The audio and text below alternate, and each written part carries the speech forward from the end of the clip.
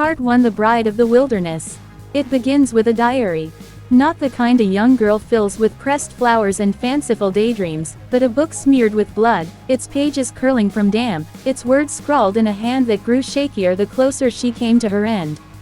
For over 2 centuries, the so-called Mercy Harrow diary has whispered across Kentucky's backwoods like a curse.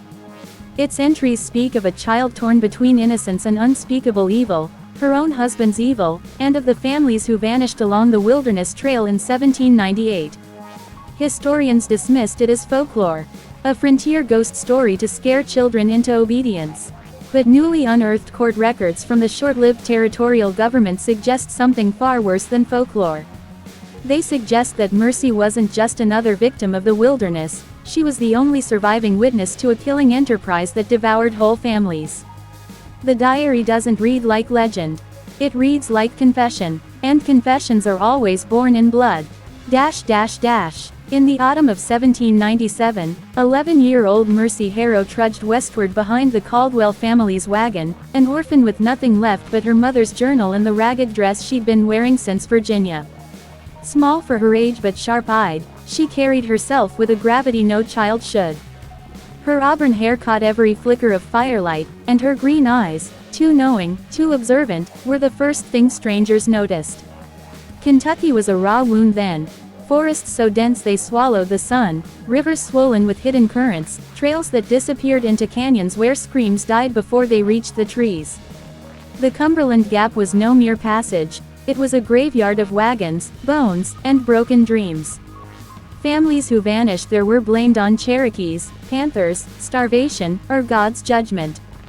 But none of those explanations accounted for the silence, the clean erasures, the way whole caravans disappeared without so much as a wheel rut left behind. It was here, on a cold October evening, that Daniel Crenshaw stepped into Mercy's story. He arrived like a savior, his figure tall and broad in the firelight, his voice smooth, his manners refined. He claimed to be a guide, seasoned by 3 years of leading families safely through the treacherous passes. His smile reassured the weary Caldwells. His cultured accent hinted at schooling back east. His neatly kept clothes suggested discipline and prosperity rare on the frontier. But Mercy's diary would later record the detail that most unsettled her: his eyes never smiled when his lips did. The Caldwells, desperate for safe passage, welcomed Daniel eagerly. That night, around the fire, he told stories of families he had rescued, of raiders he had outsmarted, of storms he had braved. He admitted, with heavy false sorrow, that he had once lost 2 families early in his career, but he blamed that on Cherokee raids. What the Caldwells couldn't know was that Daniel Crenshaw spoke half-truths with a predator's precision. Those 2 families had indeed vanished, but at his own hand, their blood feeding the wilderness that kept his secrets. Mercy, sitting apart with her journal, felt his gaze linger on her. She was too young to name the feeling his stare produced, but it made her fingers clench the quill tighter. Later that night, he approached her by the stream, speaking gently, asking about her reading and writing, skills her mother had insisted on teaching her.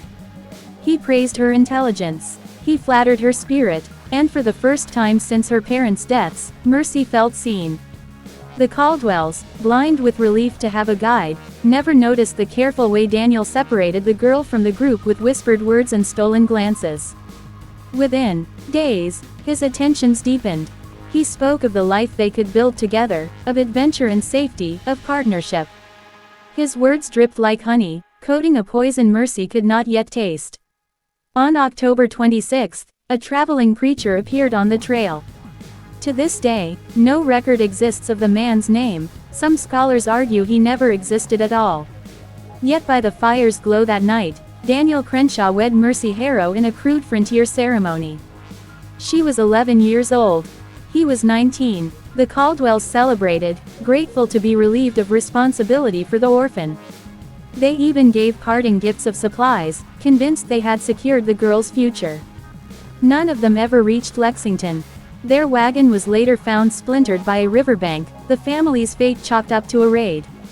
But Mercy's diary hints otherwise. Daniel said the woods would keep their voices. He made me watch. Daniel built Mercy a cabin deep in the oaks, hidden from the trail. At first, it felt like a fairy tale. He praised her writing, encouraged her to keep records of the weather, the terrain, and the families they might guide. He read Shakespeare and scripture with her by firelight. He stroked her hair and promised her that the child stirring in her belly would be born into a life of greatness. But cracks appeared quickly. Daniel disappeared for days, returning with supplies he could never account for. Flour, sugar, bolts of fabric, trinkets too fine for the frontier. He spun stories of trading with merchants or raiding abandoned camps, but his eyes, those eyes that never smiled, always betrayed a darker truth. Mercy's diary describes her unease in careful, coded words. He brings back goods without merchants, coin without trade. He knows the trails too well, where they curve, where they choke, where men may vanish without echo. He says we will guide families, but he marks the wealthy ones with his smile and grows restless at night, sharpening his blade when he thinks I sleep. The first family arrived in April 1798. The Harmons, with 3 small children and dreams of farmland. Mercy thought Daniel would finally prove himself the honest guide he had promised to be. But his secretive manner, the long talks with Mr. Harmon out of her earshot, the way he studied the wagon's contents more than the children's faces, all of it gnawed at her. That night, Mercy wrote, "He looks at them not as men, women, and babes, but as livestock. I think he measures their weight in coin rather than in flesh. God forgive me, I fear my husband keeps ledger not of life, but of death." The Harmons would not live to see Lexington. And Mercy Harrow's nightmare, recorded in her blood-stained diary, was only beginning. Right finger to be continued in Part 2, The Harmon Family. Would you like me to keep each part around 1,000 words like this, building suspense with diary excerpts, historical realism, and horror atmosphere until Part 10 where the climax and conclusion unfold? The Haunting of Mercy Harrow. Part 2 The Ledger of Blood. Mercy Harrow thought the Harmon family would be the beginning of her new life as the wife of a respectable guide. Instead, their disappearance was the first stone dropped into the pit of her stomach, a pit that would only deepen with every echo of gunfire in the forest. Daniel told her the Harmons had joined another group. But his sudden wealth, silver trinkets, fine shawls, a child's carved horse, betrayed the lie. In her diary, Mercy wrote that night, "Daniel's eyes have changed. They no longer shine when they look upon me. I tell myself it is only the burden of business, but in truth I feel as though he is wearing a mask that slips only when he thinks me blind. I pray to God that I am wrong, for if I am right, then I am married not to a man, but to a wolf." The Pritchards arrived in late April, a wealthy family whose wagons groaned with goods from Richmond. They were Daniel's perfect prey. Mercy was forbidden to speak to them at all, locked inside the cabin like a prisoner. "You will do as I say, Mercy," he hissed when she argued. "There are things in this business you cannot comprehend. Obey me." She obeyed, but her eyes never left the cabin window. She watched him lean too close to Mr. Pritchard, his voice low and probing. He asked about money, about letters, about whether anyone expected them in Lexington. The answer chilled her. No one did. That night, Mercy heard him circling the wagons, running his hands over the horses, fingering their belongings with a greed he thought she could not see. And then came the screams. Gunshots echoed from Devil's Canyon. Women's cries rose and fell like torn cloth in the wind. Children's voices shrieked. Then silence. 10 minutes of slaughter swallowed by the wilderness. When Daniel returned days later, his face scratched and his clothes mud-stained, he carried only the Pritchards' horses. His tale was smooth, practiced, a Cherokee raid, swift and merciless, leaving him the lone survivor.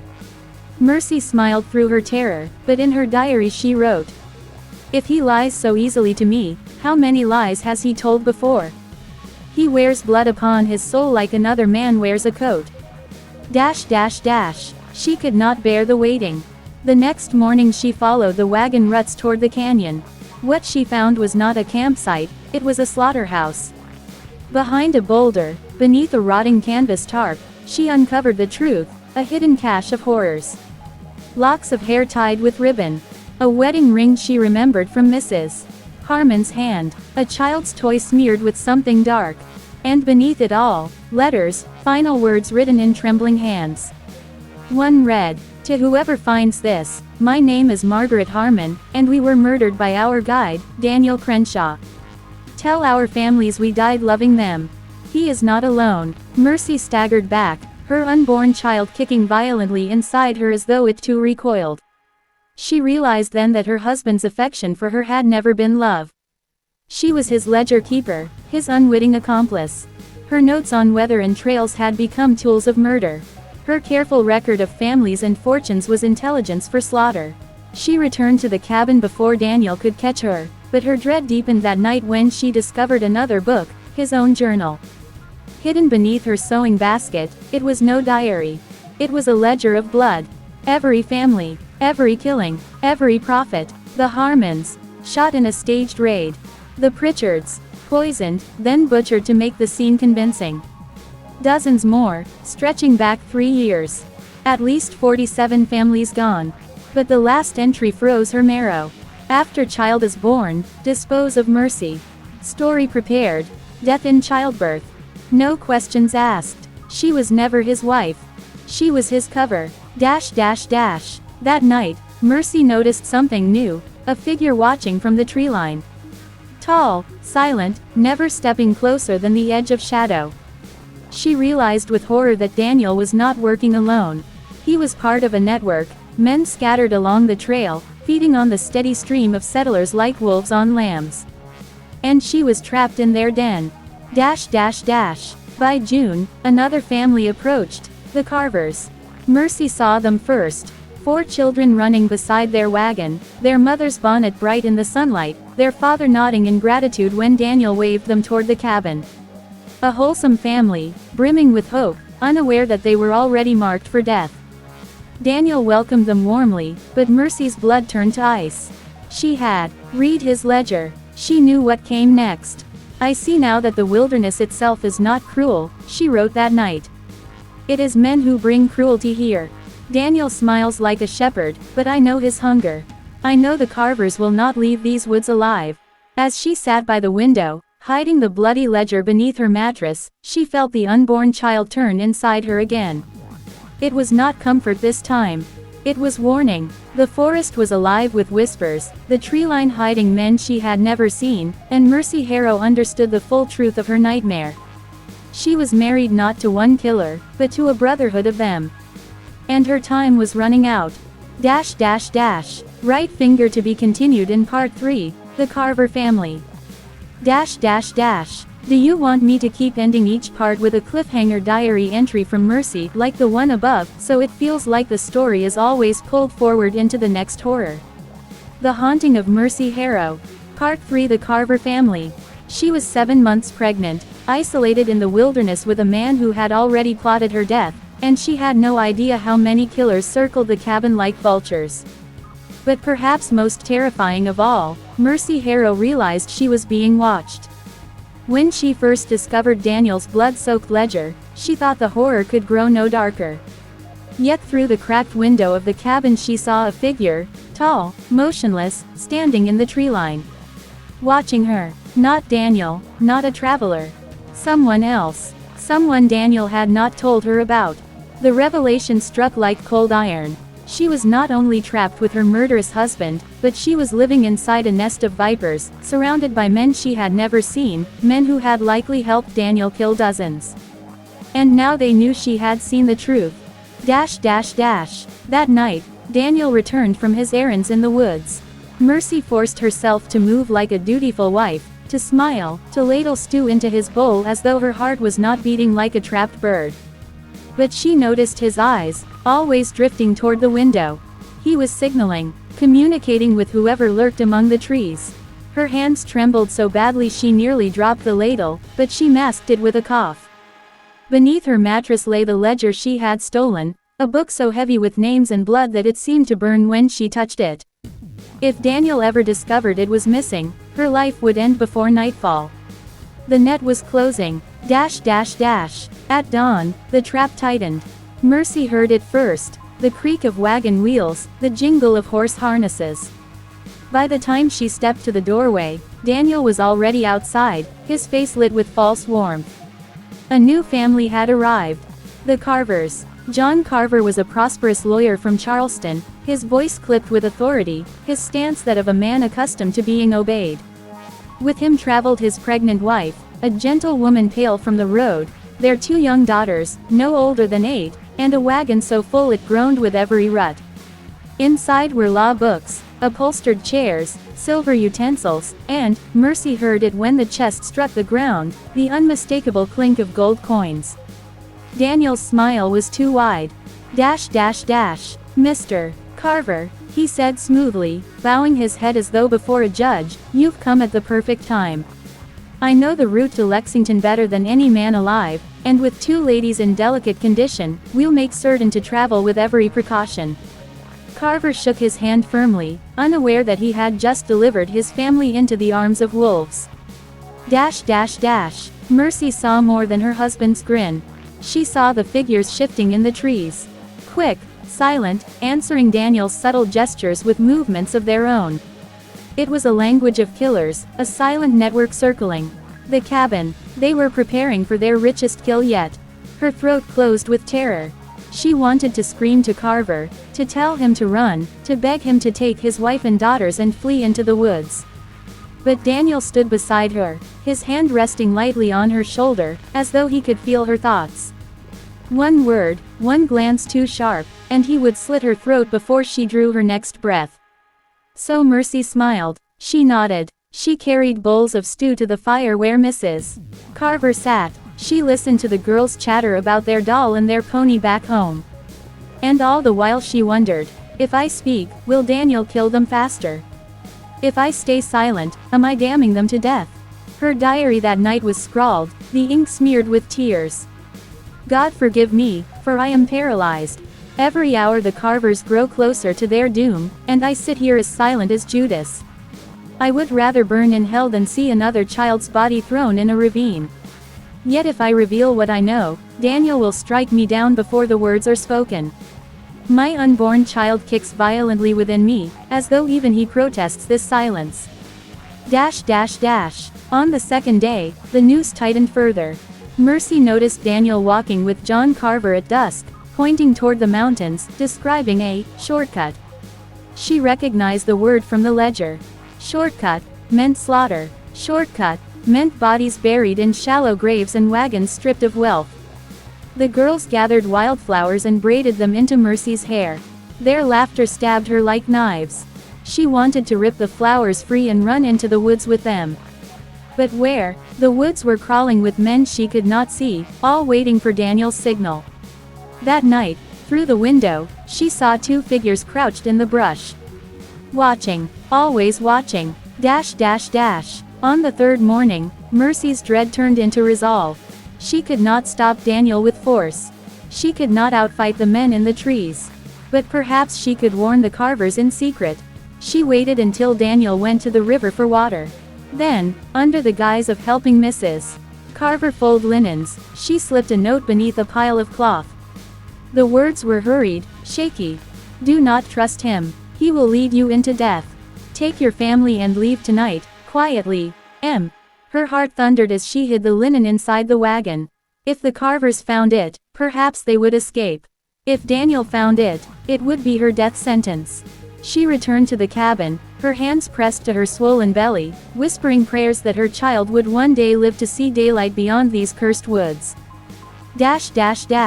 But when Daniel returned, his face was tight, his smile thin.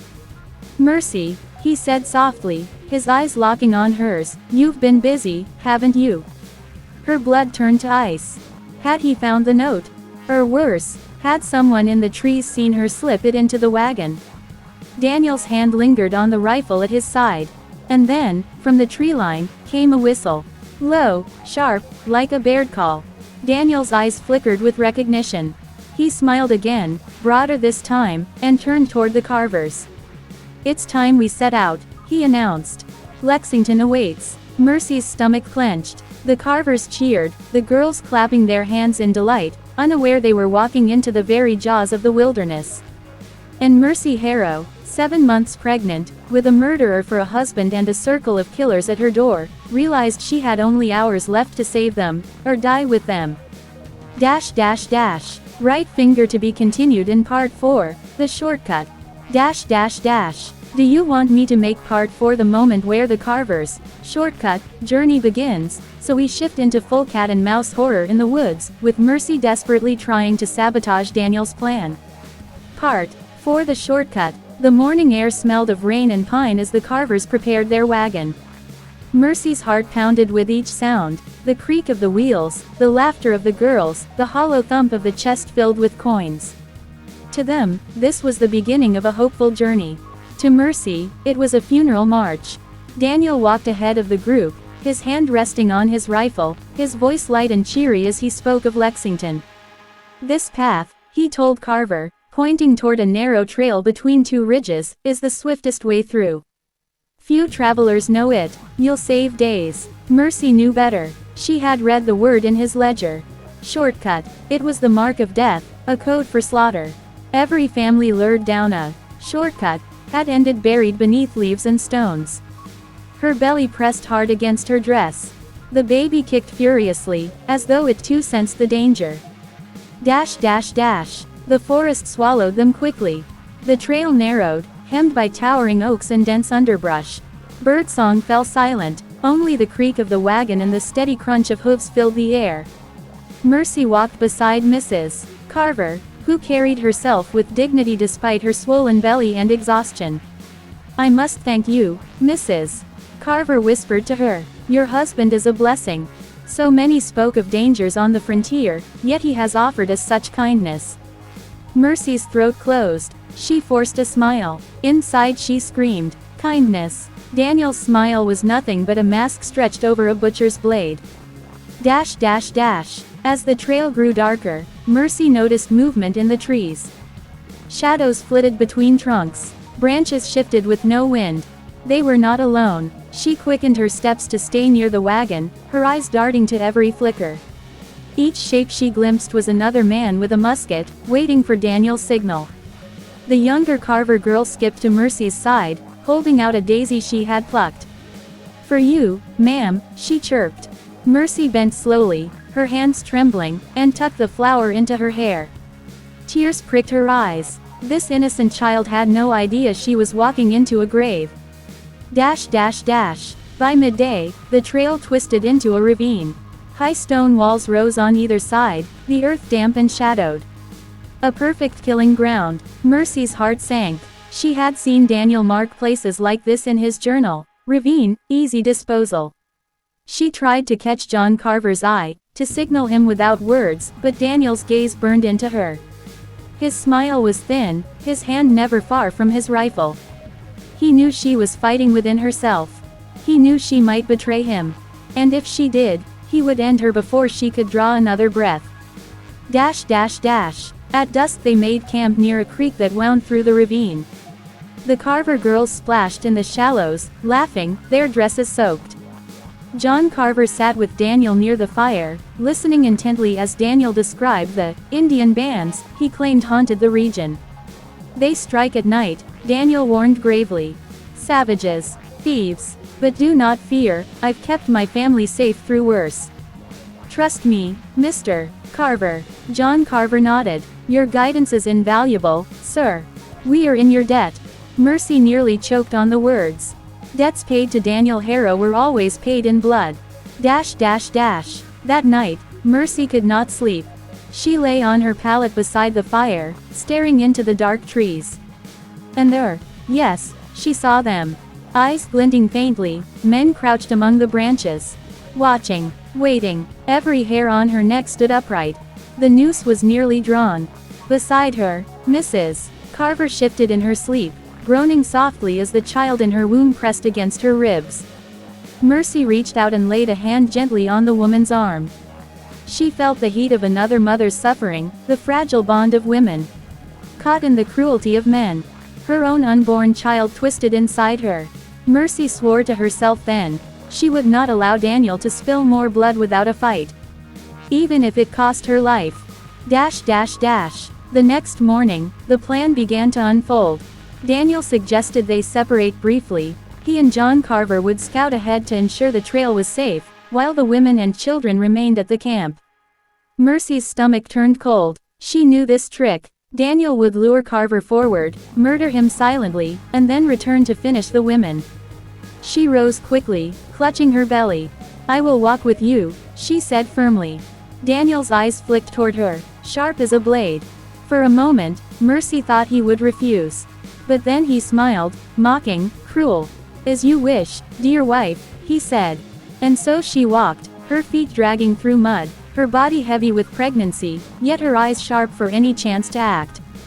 Dash dash dash. They climbed a ridge thick with brambles. Daniel pointed toward a clearing ahead.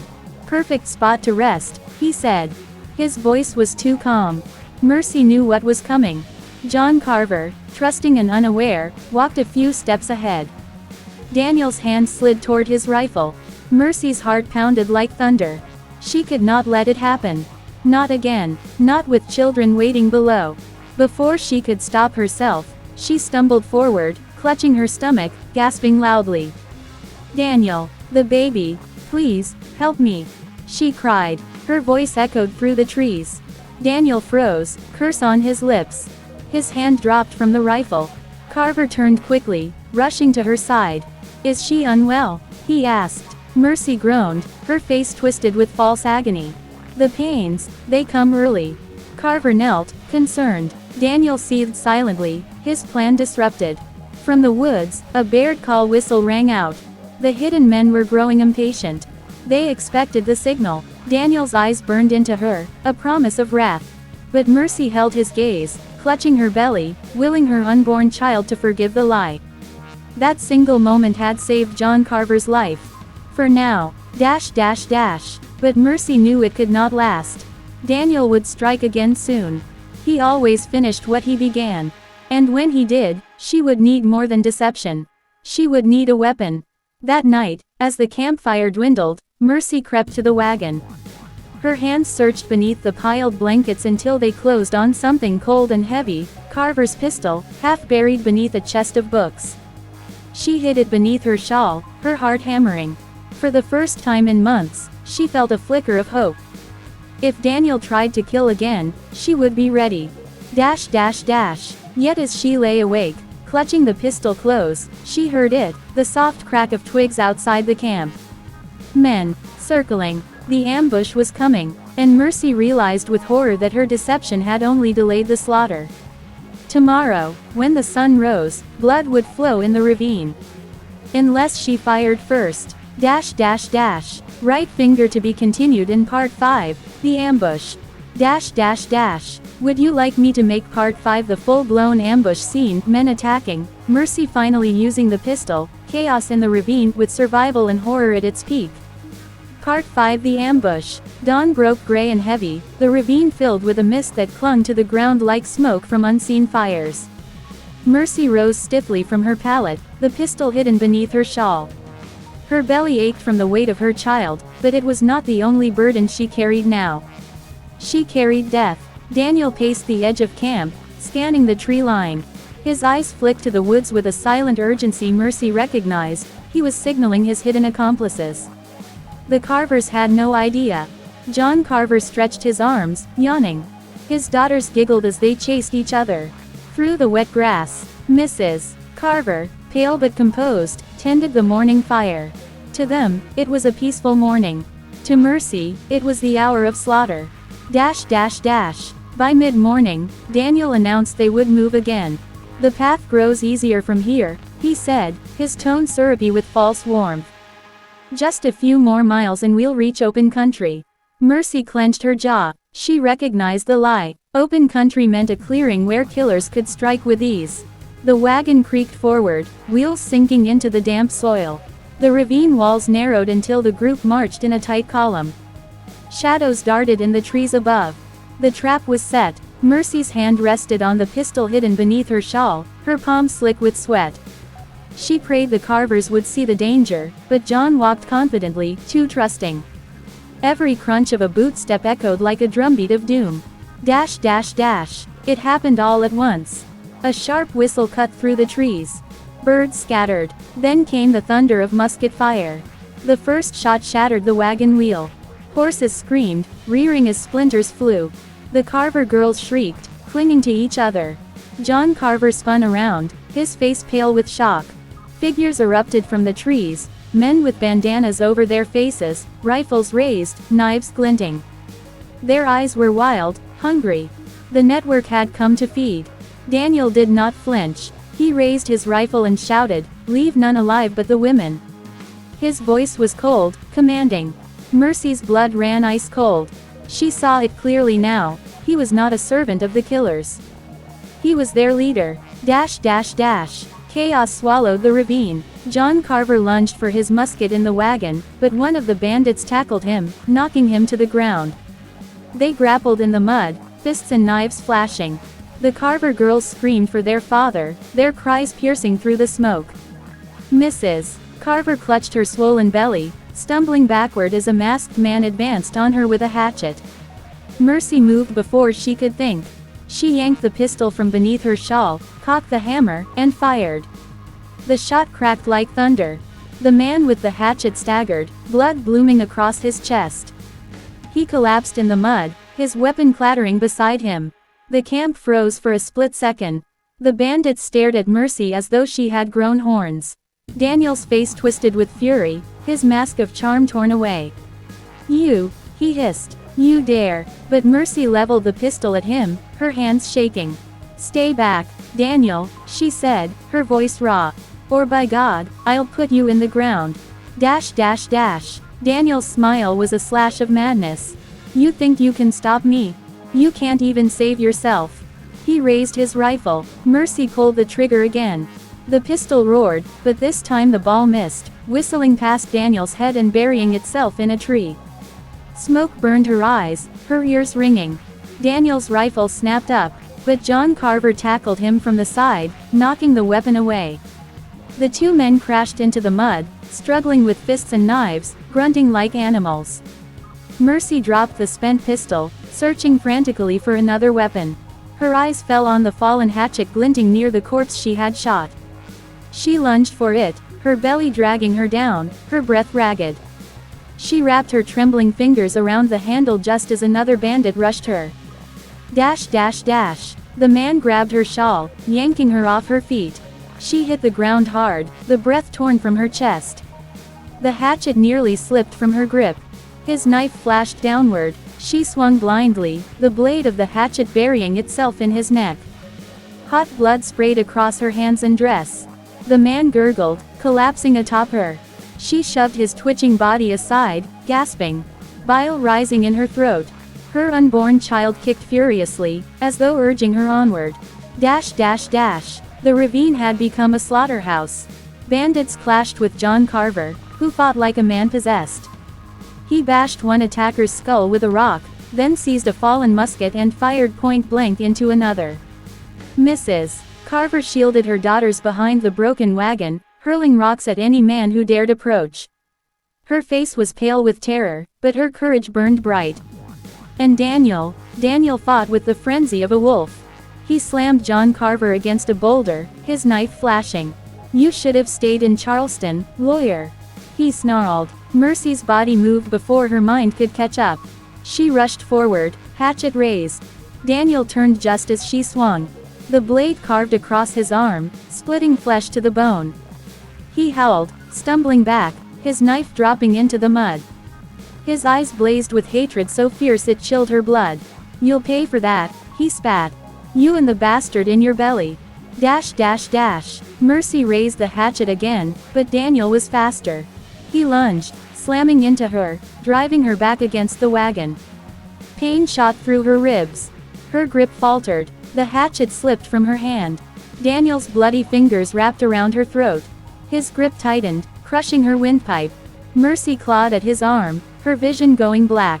The baby twisted violently inside her, a final desperate protest. And then, a gunshot. Daniel jerked. His grip loosened. Blood blossomed from his chest. He turned, eyes wide with shock. John Carver stood behind him, musket smoking in his hands. Daniel staggered, his mouth opening as though to speak, but no words came.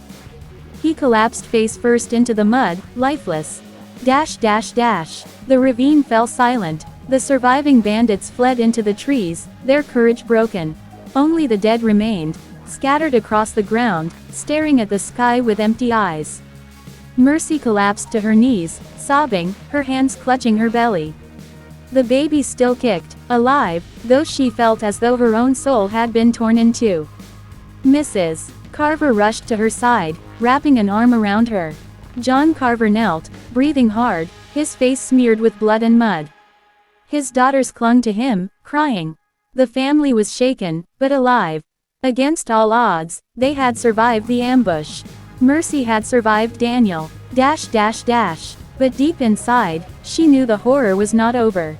Daniel's death was only one head severed from a many-headed beast. The network still lurked in the wilderness. Men who had watched from the shadows, who had marked families for slaughter. And Mercy had stolen from them what they most prized, a victory. They would not forget, nor forgive. Right finger to be continued in part 6, The Reckoning. Do you want me to make part 6 the final confrontation? Mercy giving birth in the wilderness while the killers close in, turning it into a climax of horror and survival. Part 6 The Reckoning. The bodies still lay scattered in the ravine when dusk fell. A sour wind drifted through the trees, carrying the stench of blood and gunpowder. The Carvers huddled close around the broken wagon, too shaken to sleep. Mercy sat apart, her hands trembling in her lap, her dress stiff with dried blood. Daniel's corpse lay where it had fallen, half submerged in the mud. She could not bring herself to move it, nor could she look away. The man who had sworn to love her, protect her, build a life with her, had instead tried to murder her and her unborn child. And worse, he had led a pack of butchers who had carved their way through innocent families for gold. But even in death, Daniel haunted her. Because Mercy knew what the Carvers did not, he was not the only one. The killers would come, again. That night, the forest whispered. Mercy woke to the sound of twigs snapping, low voices in the dark. Shapes flickered just beyond the glow of the dying fire. She rose slowly, her breath caught in her throat. The Carvers still slept, exhausted from the day's horrors. She crept to the edge of the firelight, clutching a musket she had scavenged from a corpse. And then she saw them. Dozens of eyes glimmering between the trees. The network. Daniel's death had not killed the beast, only angered it. They had watched from the shadows, and now they had come to finish what he had started. Mercy's heart pounded. She could not let the Carvers wake to slaughter. She tightened her grip on the musket and whispered a single prayer, "Lord, let me hold them off long enough."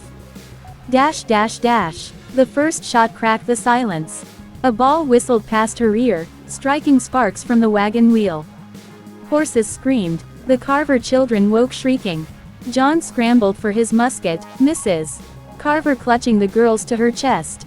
Into the ravine, John barked. "Go, go!" The family stumbled into the darkness as Mercy fired blindly into the trees. Shadows darted and cursed. Muzzle flashes lit the forest like lightning, each followed by the scream of lead splitting air. The network was closing in. The ravine twisted like a serpent, its walls slick with moss and shadow. The Carvers stumbled ahead, the children sobbing, Mrs. Carver pale and faltering under the weight of her belly. Mercy followed, every step agony with her swollen stomach. Behind them came the killers, whistles, shouts, the pounding of boots. The baby inside her twisted, each kick like a drumbeat of urgency. She could not run much farther. Suddenly, pain lanced through her abdomen. Mercy gasped, stumbling to her knees. The musket slipped from her grasp. It was not a wound. It was labor. Her child was coming. John turned back, panic flashing in his eyes. "She can't go on. We can't leave her." Mrs. Carver cried. The girls clung to their mother, sobbing. Mercy pressed her bloodied hands to the earth, forcing herself upright. "Go," she rasped. "Save your family. I'll hold them back." But Mrs. Carver grabbed her arm with surprising strength. "No, we survive together, or not at all." Her words struck like lightning through the gloom. For the first time since Mercy had been dragged into this wilderness, someone had chosen to stand with her. They stumbled into a clearing ringed by fallen trees. The moon spilled silver across the ground. There was no escape. The ravine ended here. John cursed, raising his musket. We make our stand. Figures poured from the trees, masks glinting, knives and rifles ready. At least 10 men, maybe more. Their leader stepped forward, a scarred brute with a hunting horn slung around his neck. You killed Daniel, he growled, his voice like gravel. Now you pay for it. Mercy's body convulsed with another wave of pain. She collapsed onto the moss, her dress soaking with sweat. The baby was coming whether she lived or died. The killers advanced, grinning. Dash dash dash. The first musket cracked. John fired back, dropping one man with a ball to the chest. The fight exploded in chaos. Misses. Carver grabbed a fallen rifle and fired wildly, the recoil nearly knocking her over. Her daughters screamed behind her, clutching each other. Mercy lay gasping on the ground, her body splitting apart with agony. The forest spun. Through the haze she saw the scarred leader striding toward her, knife gleaming. Her child's first cry would be her last sound. Unless her fingers brushed against something cold in the grass. A pistol, half buried in the moss. One of Daniel's, lost in the chaos. She gripped it, raised it with trembling hands. The scarred man loomed above her, his knife raised. Mercy pulled the trigger. The blast lit the night. The man crumpled, his knife falling harmlessly at her side. Mercy screamed as another contraction tore through her. Blood and fire consumed her body. She was giving birth in the middle of a massacre. Dash dash dash. John fought like a madman, clubbing attackers with the butt of his rifle. Misses. Carver reloaded with shaking hands, firing into the dark. 2 bandits fled, dragging their wounded. But more pressed in, howling. And then, a sound split the night. The wail of a newborn child. The killers froze, their faces twisted in shock, fear even. The sound was raw, unearthly, echoing through the clearing like the cry of some spirit of vengeance. Mercy lay trembling in the blood-soaked moss, her child pressed to her chest. A son. His tiny fists flailed, his lungs full of fury. The network stared, uneasy. For the first time, Mercy saw hesitation in their eyes. She rose to her knees, cradling her bloodied infant, her face streaked with sweat and tears. Her voice rang out, ragged but unbroken. You will not take him. You will not take me. Not tonight, not ever. Something in her tone, or perhaps in the child's cry, broke the killers. One by one, they backed away into the trees, their leader's corpse sprawled at her feet. Within moments, the clearing was silent again. Dash dash dash. Mercy collapsed, sobbing, the newborn squirming against her chest. Mrs. Carver knelt beside her, tears streaming. John kept watch, musket raised, but the woods stayed quiet. At last, dawn broke. The mist lifted, the forest glowing gold with sunlight. The nightmare had passed, for now. Mercy Harrow had survived. Her child had been born not in safety, not in love, but in blood, fire, and terror.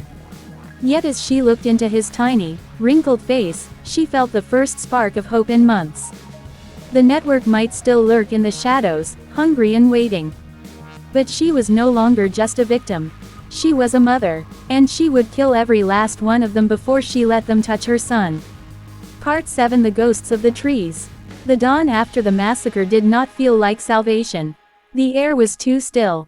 The forest too quiet. Mercy held her newborn close, his tiny breaths warm against her chest, but the silence pressed on her ears until she felt she might scream. Even the Carvers seemed afraid to speak, as if words might call the killers back. John scavenged the battlefield with haunted eyes, collecting rifles, powder horns, and what little food could be found among the dead. He tried to keep his voice steady for his wife and daughters, but every twig crack made him flinch. "We'll head for Lexington," he muttered. "The road can't be far." But Mercy knew better. The road was far, and the killers were closer. Dash dash dash. By midday, the group was on the move. The girls trudged beside the wagon, their dresses torn and faces pale. Mrs. Carver supported Mercy, who could barely walk. The newborn whimpered, fussing, his tiny cries like sparks in the oppressive silence. Every tree seemed to hold a pair of eyes. Every gust of wind carried the echo of laughter. Mercy whispered to Mrs. Carver as they walked, "They're not gone. They're watching." Mrs. Carver's lips trembled, but she squeezed her arm. Then we'll keep moving. Yet Mercy could not shake the certainty that each step drew them deeper into the jaws of something vast, patient, and hungry. That night they camped in a hollow by the river. John built a small fire, though the smoke could betray them. He whispered that the girls needed warmth, and Mercy couldn't argue. The flames crackled, casting flickering shadows that danced across the trees. Mercy rocked her child, humming softly, though the tune broke into sobs more than once. Then came the smell. Not smoke, not blood, rot. It wafted from the trees like a slow, suffocating tide. The girls gagged. Mrs. Carver pressed a cloth to her mouth. John cursed under his breath. Mercy froze. She remembered that smell. They were near the pit. She hadn't wanted to see it again, but the stench dragged her memory into the horror Daniel had shown her. The ravine piled with bones and rotting flesh, the graveyard of innocence lured into this wilderness. Her newborn stirred and whimpered. She kissed his damp forehead, whispering, "Shish, baby, shish."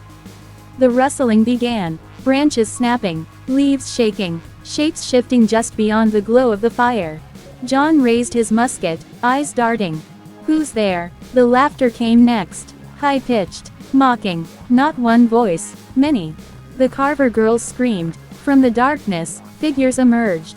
Not charging, not shooting, just standing. A dozen, maybe more, ringed the camp like wolves. Faces masked, knives glinting. Mercy clutched her child so tightly she feared she'd crush him.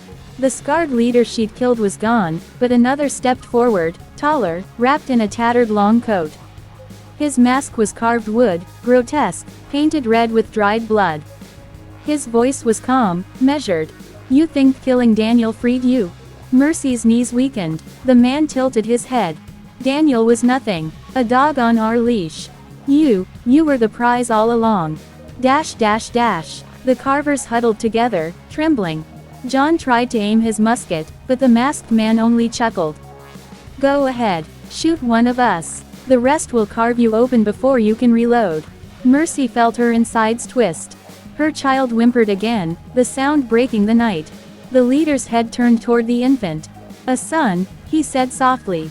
"Born under blood. He belongs to us." Mercy's scream ripped from her throat before she even realized she was speaking. "No, you'll never touch him." The masked man spread his arms wide, like a preacher before his flock.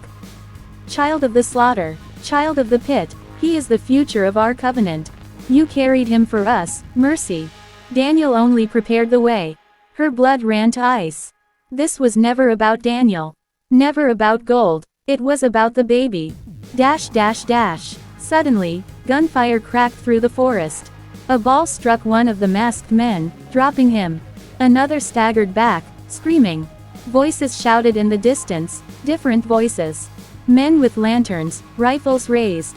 Settlers, hunters, maybe a militia patrol. The killers melted into the trees like shadows, but not before the masked leader raised a hand toward Mercy.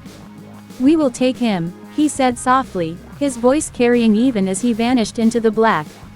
"If not tonight, then tomorrow. If not tomorrow, then one day soon. He belongs to us." Then they were gone. The strangers burst into the clearing, lanterns swinging. Rough men, weathered by frontier life, eyes sharp with suspicion. John shouted for help, and within moments, the camp was surrounded by allies instead of wolves. But Mercy's relief was hollow. Because she knew the truth. This was no rescue. This was only a reprieve. The killers would come again. Her son was their obsession, their covenant. And they would never stop hunting him. She held the baby closer, whispering through tears, "They'll never have you. Not while I draw breath." But deep down, a cold terror coiled inside her. Because she feared the killers were right. She feared her child was already theirs. To be continued. High Voltage Part 7 extends the horror beyond Daniel's death, turning the network into something bigger and more cult-like, obsessed with Mercy's newborn. Do you want me to push Part 8 even deeper into supernatural horror, hinting that the baby might not be entirely innocent, or keep it rooted in brutal human evil? Part 8: The Child of the Covenant. The militiamen who stumbled upon Mercy's camp believed they had saved her. They believed their lanterns and rifles had scattered the shadows for good. But Mercy knew shadows didn't scatter. They only shifted. The carvers clung to their rescuers, sobbing with relief. John grasped the hand of a bearded frontiersman and stammered thanks, but Mercy stood apart, clutching her infant with a ferocity that frightened even herself. She had seen the eyes of the masked leader. The way he looked at her child. This was no chance rescue. This was a pause. A cruel intermission. The militia insisted they all travel together to Fort Herod, 2 days' march through the thickest part of the wilderness. Mercy wanted to believe the safety of numbers might shield her, but the killers were not ordinary raiders. They were patient. They were everywhere. On the second night, as the militia shared whiskey by the fire, Mercy walked to the edge of the camp to rock her crying son. The forest pressed against her. Moonlight barely touched the ground. That was when she heard it. A lullaby. Soft, gentle, sung from the trees. Her blood ran cold. The voice was female, low, soothing, in words she couldn't understand. The baby's cries softened, as if he recognized it. His tiny hands reached toward the forest, and for a moment, Mercy felt her grip loosen. Mercy, Mrs. Carver's voice cut the spell. She hurried over, placing a hand on her arm. What are you doing out here alone? Mercy blinked, realizing she had been stepping forward. Into the trees, toward the voice. But when she looked again, the forest was silent. The next morning, one of the militiamen was missing. They found him hanging from a tree at the edge of camp, skinned like a deer, his face peeled away and nailed to the trunk. The message was clear. They had not fled. They were following. The militia grew restless, muttering about abandoning the women and children to save themselves. John Carver begged them to stand their ground, but Mercy knew courage would not matter. Courage could not stop what stalked them. Her only thought was the baby. She kept whispering to him, "You are mine. You are not theirs." But even as she whispered it, she felt the lie in her words. By evening, as storm clouds rolled in, they reached a ruined settlement. Cabins rotted in silence, doors ripped from hinges, roofs sagging. Bones lay scattered in the dirt, not clean. The militia chose to camp there, saying the storm would wash away their trail. Mercy begged them not to. "This place is theirs," she whispered. But no one listened. That night, thunder cracked the sky. Rain drenched the earth, and Mercy woke to the sound of chanting. She sat up, heart hammering. Across the clearing, lanterns flickered in the storm, but not the militia's lanterns. These burned red, unnatural, glowing even through sheets of rain. The killers moved between the ruined cabins, dozens of them, masks gleaming wet in the storm. They were not attacking. Not yet. They were circling, singing. The same lullaby she had heard before, only now louder, layered with many voices. The baby stirred in her arms, cooing as if answering. His tiny fingers clutched at her dress. Mercy's milk let down suddenly, painfully, soaking her gown. She felt her body betray her, pulled by some force beyond her control. "Mrs. Carver grabbed her shoulder. "We have to wake the men." But when Mercy looked, the militia were already awake. Rifles raised, faces pale. They saw it too. The fire. The masks. The circle closing. And still, the killers did not attack. They only sang. Then the leader stepped forward. The one with the blood-painted wooden mask. He raised his arms to the storm. "Return the child," he called. "Give him to us, and you may walk away." John Carver shouted back through the rain, "Over our dead bodies." The leader's voice never wavered. "Yes." The circle tightened. Gunfire cracked, thunder answering in the same breath. One militia man fell with an arrow through his eye. Another vanished into the rain with a scream. The Carver girls cried, clinging to their mother. John fired wildly, yelling for them to run. Mercy tried to move, but her legs felt weak, as though her body no longer belonged to her. The baby pressed against her chest, and she swore she could feel his heart beating in rhythm with the chanting. It was not just them calling him. He was answering. The fight became chaos. Shadows surged in the storm. Muskets roared. Steel clashed. Blood slicked the mud. Mercy stumbled, clutching her child, and ducked into a ruined cabin. Rain poured through a hole in the roof, plastered her hair to her face. The baby wailed, the sound swallowed by thunder. And then she saw it.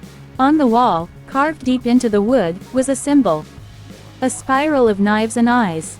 She had seen it once before, burned into Daniel's journal. Her stomach lurched. The cabin was not a refuge. It was a shrine. A shadow filled the doorway. The masked leader. He stepped inside, slow, deliberate, as if entering a chapel. Mercy backed against the wall, clutching her son so tightly he screamed. The leader tilted his head, voice calm beneath the storm. "Do you hear it now, Mercy? He sings with us." She shook her head violently, tears mixing with the rain. "No, he's mine, he's mine." The leader took another step. "He was never yours. You carried him for us. The blood you spilled fed him. The screams you heard shaped him. He belongs to the covenant." The baby quieted suddenly. His eyes opened wide, and for the first time, Mercy saw not innocence, but something else, something ancient, watching her from behind an infant's gaze. Her hands trembled, her knees buckled. The leader knelt before her, mask inches from her face. "Give him to me." Mercy let out a ragged scream, lifting the baby higher, as though the storm itself might tear him away from this world. "I'll never give him to you," she spat. "Not while I breathe." The leader did not flinch. Instead, he placed a hand gently on the child's head.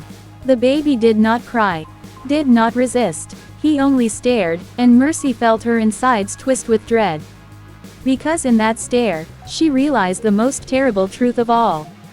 The baby was choosing, to be continued, High Voltage Part 8 pushes the horror into near supernatural territory.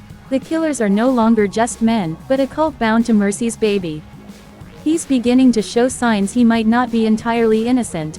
Do you want me to take Part 9 fully into the supernatural, the baby is something monstrous, or keep it ambiguous, where it could still be human evil manipulating Mercy's mind?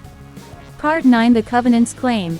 The storm had broken the camp into fragments of blood and fire. Muskets thundered, steel rang, and the cries of the dying were drowned beneath the chanting of the masked congregation. Mercy clutched her infant and fled the ruined cabin, mud sucking at her skirts. Lightning split the night, illuminating the massacre. One of the Carver girls lay face down in the mud, her doll floating in a red puddle beside her. John Carver fought like a madman, swinging a rifle like a club, screaming his family's names until arrows silenced him. Mrs. Carver's wail carried through the storm, then cut short. The militia, so brave an hour earlier, were broken men now. Those who had not fled were butchered where they stood. And all the while, the masked figures sang their lullaby. Mercy stumbled into the forest, branches whipping her face. The baby whimpered against her chest, but she dared not shush him. Every sound seemed to echo through the dripping trees. Behind her, the singing grew fainter, but not gone. Never gone. She reached a ravine, its swollen creek foaming from the rain. She nearly slipped climbing down the bank, clutching the infant high, her breath ragged. For a moment, she crouched beneath the overhang of rock, shivering, the water roaring beside her. The baby's eyes opened. They caught the flicker of lightning and gleamed unnaturally bright. "Stop," she whispered, rocking him. "Don't look at me like that. Don't." But she broke off, choking on her own sobs. She was speaking to him as if he understood. As if he were no ordinary child. She pressed her lips to his damp forehead. "You're mine. You're mine." The storm answered with another crack of thunder. By dawn, Mercy had followed the creek until her legs nearly collapsed. She found herself at the edge of another settlement, a cluster of blackened chimneys, walls long since burned away. Nothing remained but charred beams and weeds pushing through the earth. A frontier ghost town. She should have turned away, but exhaustion pulled her in. She sheltered in the shell of a cabin, its hearth still intact, though filled with moss. She laid the baby beside her on a ragged blanket and stared into the empty fireplace. The journal. It was still tucked into her dress, Daniel's cursed book. Her hands trembled as she pulled it out. The pages were soaked, words smudged, but she forced herself to read. The child is the vessel. Born beneath the new moon, carried in fear, baptized in blood. The covenant will gather to claim him, and through him the land will be bound to us. Mercy slammed the book shut, bile rising in her throat. Her child, her son, they had written about him before he was even born. Dash dash dash. A sound stirred outside. Hoofbeats. Mercy froze, clutching the baby. Through the gap in the wall, she saw riders approaching, 2 men in buckskins, rifles strapped across their saddles. They dismounted cautiously, eyes scanning the ruins. "Who's there?" one called, his accent thick Scotch-Irish, the voice of the frontier. Mercy staggered to her feet, baby in arms. "Please, help us. They're coming." The men exchanged wary glances before hurrying inside. They smelled of sweat and gunpowder, rough but human, alive. "What happened here?" one asked. "Raiders," Mercy whispered. Her lips quivered, but she did not speak of masks or chants. "They killed everyone." The men cursed under their breath. One knelt, studying the infant. "He looks strong. You're lucky to have saved him." Mercy pulled the child closer, eyes narrowing. She was no longer certain luck had saved him. The other man spoke quickly. "We're bound for Herod's fort. You'll be safe there. 40 rifles, stout palisade. No raider can breach it. Safe." The word struck her like a cruel joke. Still, she nodded. "Take us." Dash dash dash. The journey to Herod's was a blur of exhaustion and fear. The woods pressed close, every crow's call a threat. Twice Mercy thought she saw figures in the trees, keeping pace, but the riders dismissed her fears. At dusk they reached the fort, a rough square of logs, sharpened stakes jutting skyward. Families moved inside the palisade, women baking over fires, men repairing the stockade. The sight should have brought relief. But when Mercy entered, every head turned. Every gaze fell not on her, but on the baby. Some faces softened with pity. Others hardened with something colder, as if they already knew. Dash dash dash. That night, the fort's minister came to her quarters. He was an old man, hair white as ash, eyes sharp despite his years. He looked at the child for a long time before speaking. "You must leave." Mercy stiffened. "What?" "The child is marked," the minister said. His voice was calm, too calm. "We have heard the songs in the woods. We know what stirs. He will bring them to us. You cannot stay." Tears welled in her eyes. "He's just a baby." The minister's expression did not change. "No, Mrs. Harrow, he is not." She backed away, clutching her son. "I'll die before I give him up." The minister nodded once, as though he had expected that answer. He laid a hand on the doorframe. "Then you will die, and when you do, they will come for him." He left her shaking, alone in the dark. Dash dash dash. She rocked the baby through the night, whispering prayers she had not spoken since childhood. The fort outside buzzed with fear, rifles being checked, gates reinforced. They were not protecting her. They were preparing for her death. Dash dash dash. At dawn, a horn sounded from the watchtower. Shouts rose. Mercy rushed to the window slit, heart pounding. Beyond the palisade, the forest had come alive with figures.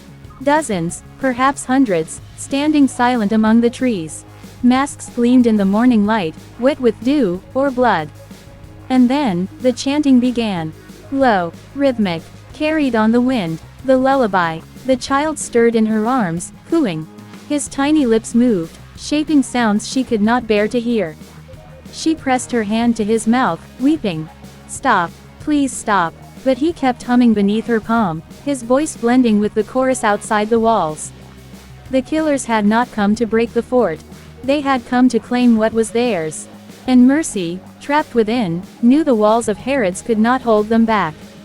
The true siege was not of timber and rifles. It was of her soul, and her son's. Dash dash dash. To be continued. Dash dash dash. High Voltage Part 9 builds historical realism, frontier forts, settlers, militia, superstition, while keeping the supernatural horror ambiguous. The settlers fear the child as much as the killers do, isolating Mercy further.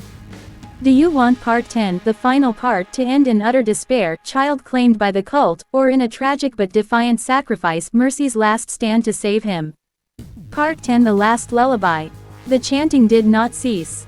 All that day, the masked congregation encircled Herod's fort. They stood among the trees as motionless as carved idols, their faces painted in mud and ash, their voices rising and falling in the same cursed lullaby. The men of the fort manned the walls with rifles, but none dared fire.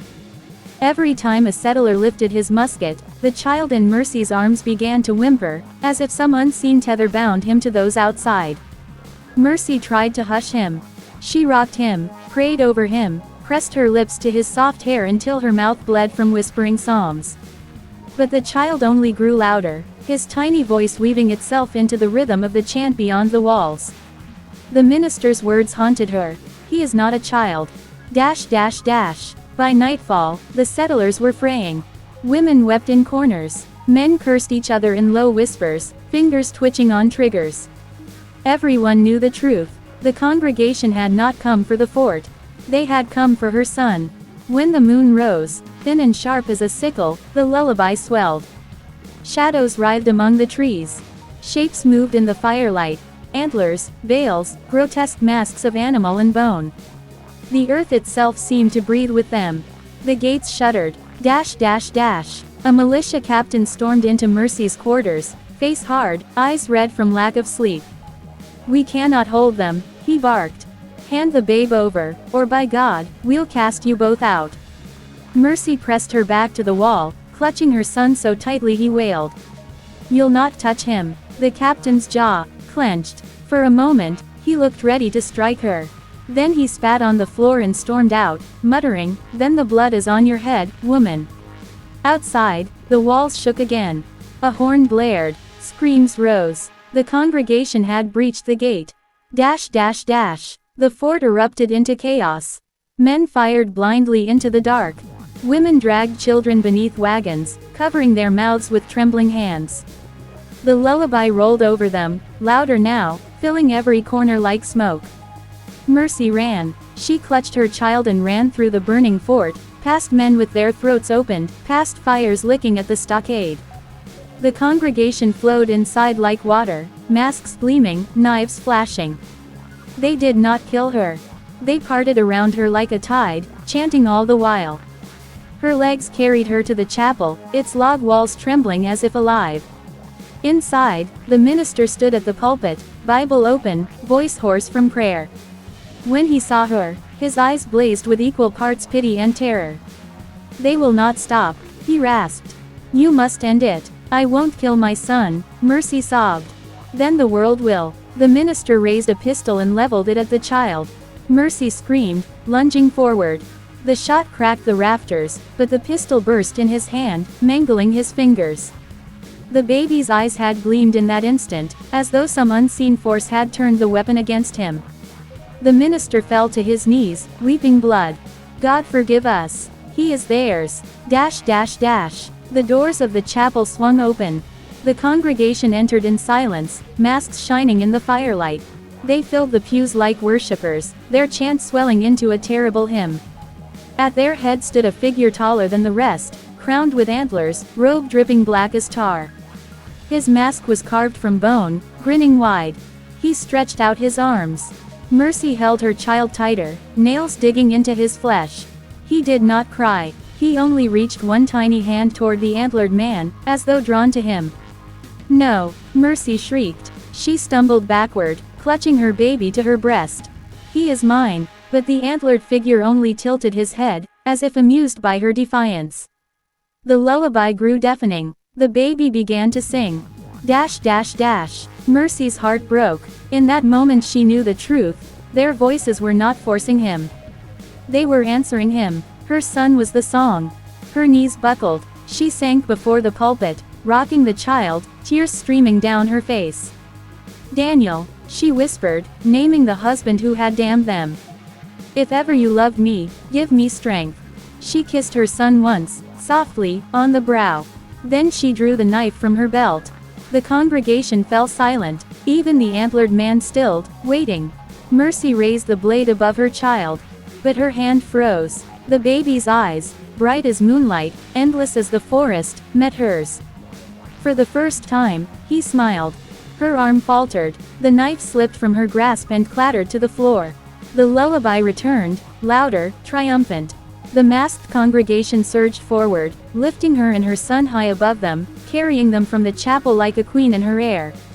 Mercy screamed until her throat tore. But the baby only laughed, tiny hands reaching toward the dark sky. Dash dash dash. By dawn, Herod's fort was ash and silence. Travelers who came weeks later found no survivors. Only scorched timbers, broken muskets, and blood blackened on the earth. Of Mercy Harrow and her child, no trace was ever found. But sometimes, on nights when the moon is thin and sharp, those who walk the Kentucky woods swear they hear a lullaby carried on the wind. And if they listen too long, they do not come back. Dash dash dash. The end. Dash dash dash. Fire. That's the final part of The Haunting of Mercy Harrow. Call to action, as you asked. If you enjoyed this historic horror story, don't forget to like, share, comment, and subscribe so more readers can discover it. Your support keeps these dark tales alive. Tell me, right finger, did Mercy make the right choice? Right finger, should I write another series in the same chilling style?